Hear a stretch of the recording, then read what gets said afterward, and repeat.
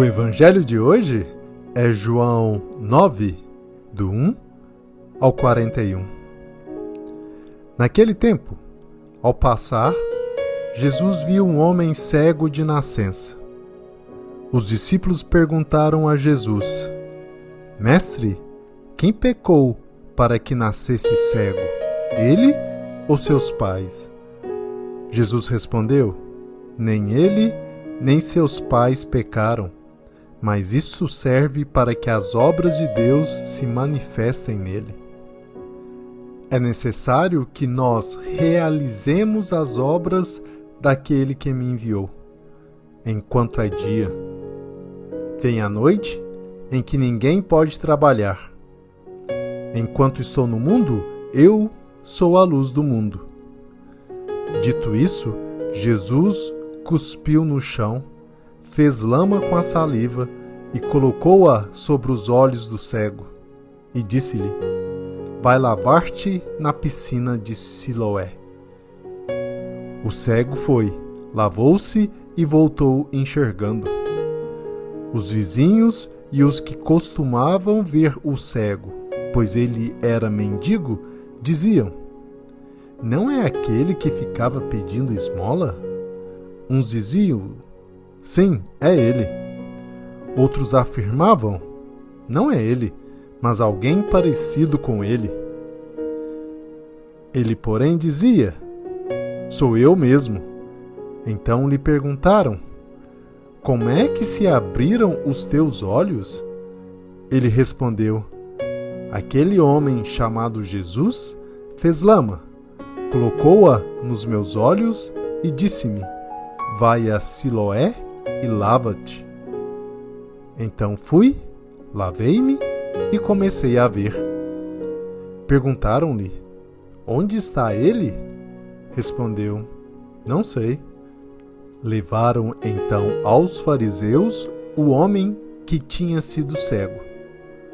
Ora, era sábado, o dia em que Jesus tinha feito lama e aberto os olhos do cego. Novamente então lhe perguntaram os fariseus como tinha recuperado a vista. Respondeu-lhes: Colocou lama sobre meus olhos, fui lavar-me e agora vejo. Disseram então alguns dos fariseus: Esse homem não vem de Deus, pois não guarda o sábado. Mas outros diziam: Como pode um pecador fazer tais sinais? E havia divergência entre eles. Perguntaram outra vez ao cego: E tu, que dizes daquele que te abriu os olhos? Respondeu: É um profeta. Então os judeus não acreditaram que ele tinha sido cego e que tinha recuperado a vista. Chamaram os pais dele e perguntaram-lhes: Este é o vosso filho, que dizeis ter nascido cego? Como é que ele agora está enxergando? Os pais disseram: Sabemos que este é o nosso filho e que nasceu cego. Como agora está enxergando, isso não sabemos. E quem lhe abriu os olhos também não sabemos. Interrogai-o, ele é maior de idade, ele pode falar por si mesmo. Os seus pais disseram isso porque tinha medo das autoridades judaicas. De fato, os judeus já tinham combinado expulsar da comunidade quem declarasse que Jesus era o Messias. Foi por isso que seus pais disseram: É maior de idade? Interrogai-o a ele. Então os judeus chamaram de novo o homem que tinha sido cego. Disseram-lhe: Dá glória a Deus. Não sabemos que esse homem é um pecador. Então ele respondeu: Se ele é pecador, não sei. Só sei que eu era cego e agora vejo. Perguntaram-lhe então: Que é que ele te fez? Como te abriu os olhos? Respondeu ele: Eu já vos disse e não escutastes. Por que quereis ouvir de novo?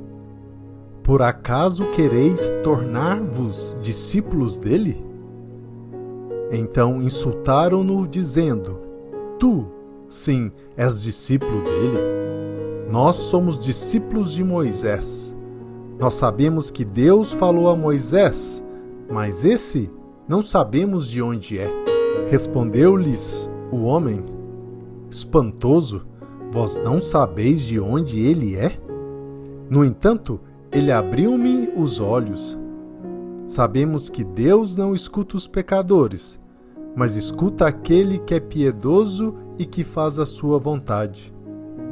Jamais se ouviu dizer que alguém tenha aberto os olhos a um cego de nascença.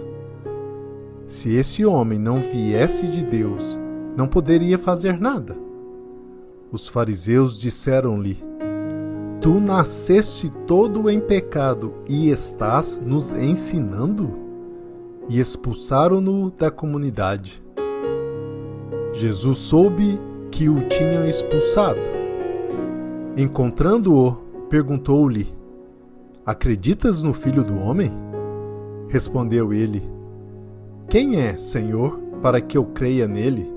Jesus disse: tu o estás vendo, é aquele que está falando contigo. Exclamou ele: eu creio, Senhor. E prostrou-se diante de Jesus.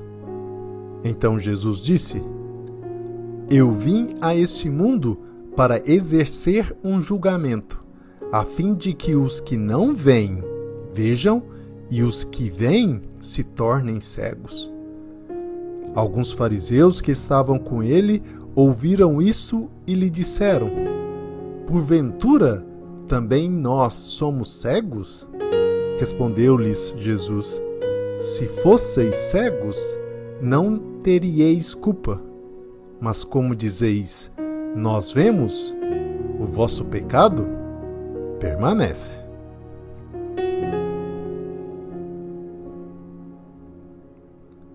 A história do cego de nascença vem nos mostrar que o pecado nos deforma e nos deixa na ignorância e na escuridão. Porém, a ação da graça e da bênção de Deus sobre nós revela ao mundo as suas obras de libertação das nossas deficiências.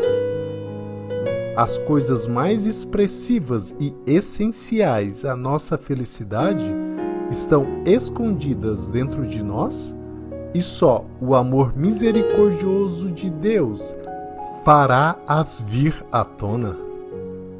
Foi isso que Jesus veio fazer. Enquanto aqui estamos, é o tempo em que podemos usufruir de tudo o que o Senhor tem para nos dar. As nossas dificuldades e tribulações são como cegueiras e doenças incuráveis aos nossos olhos. Porém, o poder amoroso de Jesus, por meio do seu Espírito Santo, nos toca, nos harmoniza e nos faz superá-las, embora que as outras pessoas do mundo nunca entendam como isso pode acontecer.